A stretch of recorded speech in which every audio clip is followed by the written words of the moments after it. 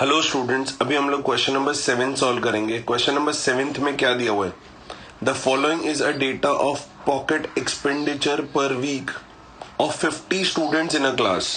यानी capital N की value हमें दी गई है 50। It is known that the median of the distribution is ₹120। यानी हमें Q2 भी दिया गया है 120 और हमसे पूछा गया है फाइंड द मिसिंग फ्रीक्वेंसीज। यानी एक क्लास दिया है 50 से लेके 100 और 150 से लेके 200। इन दोनों क्लास के यहाँ पर जो नंबर ऑफ स्टूडेंट्स है वो दिए हुए नहीं है। Perfect, so let us find that. हमें पता है 0 से लेके 50 तक का नंबर ऑफ स्टूडेंट्स कितना है, 7।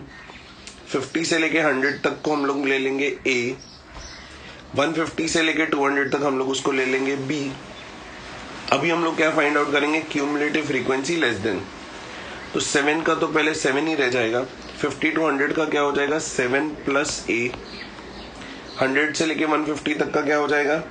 7 plus 15 plus A, that is nothing but 22 plus A। Next one will be 22 plus A plus B और 22 plus 3 will give me 25 plus A plus B। अब यहाँ पर टोटल कितना आ जाएगा? 25 प्लस A प्लस B। तो capital N की value हमें already दी गई थी 50। इसका मतलब 25 प्लस A प्लस B की वैल्यू 50 दी गई है।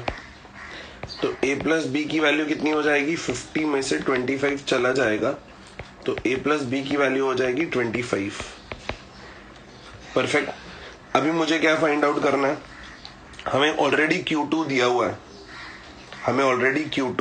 हुआ है।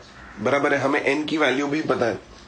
Q2 फाइंड आउट करने के लिए हम लोगों के पास फॉर्मूला क्या है? What is the value of Q2? Q2 is equals to L plus H upon F into 2n/4 minus cumulative frequency. Perfect. अब N की वैल्यू हमें ऑलरेडी पता है 50 है। N की वैल्यू हमें पता है 50 है। सो 2n/4 की वैल्यू कितनी होगी? 2n/4 की वैल्यू होगी 2 into 50 upon 4। 2 1 jar 2, 2 jar 2, 1 jar 2, 25 सा।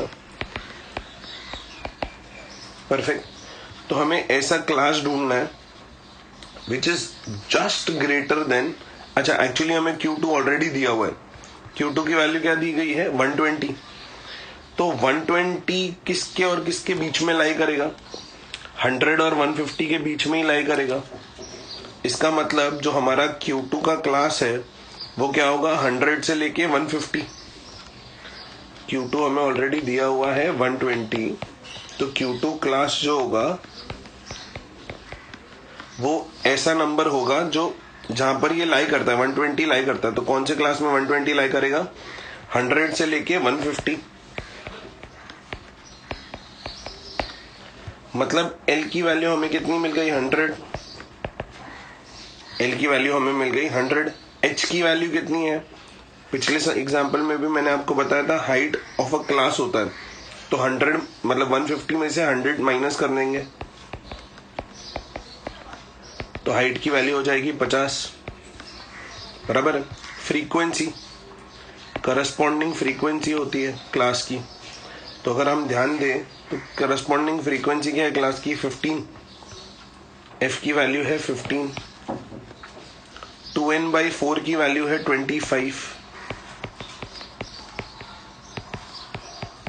और क्यूमुलेटिव फ्रीक्वेंसी यानी उस क्लास से ऊपर जो फ्रीक्वेंसी है उस क्यूमुलेटिव फ्रीक्वेंसी को हमें लेना है और वो और कुछ नहीं बल्कि 7 प्लस A है।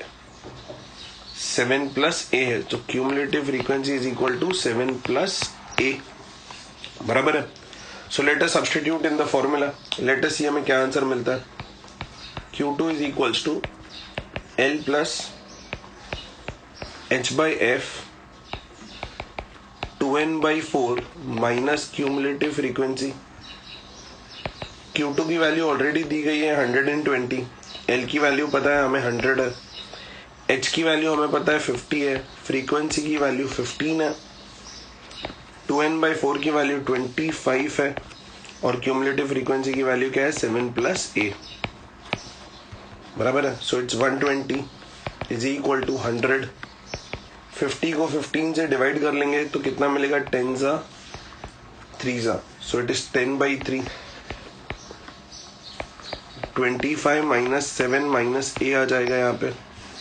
तो 120 माइनस 100 करेंगे, दैट विल गिव मी 10/3. और 25 में से 7 चला गया तो कितना मिलेगा? 18 माइनस a. बराबर है. 120 माइनस 100 हो जाएगा 20.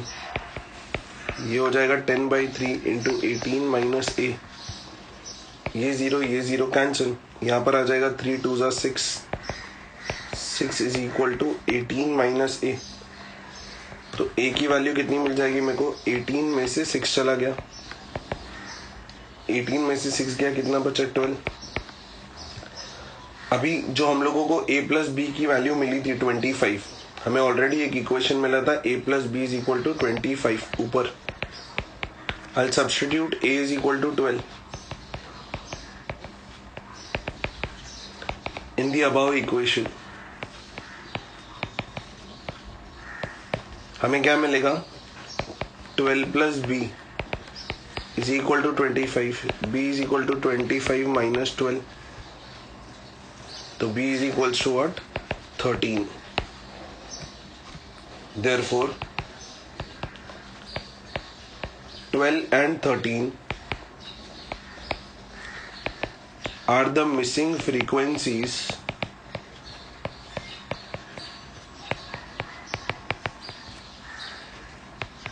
of the class 50 to 100 and the class 150 to 200 respectively. Thank you.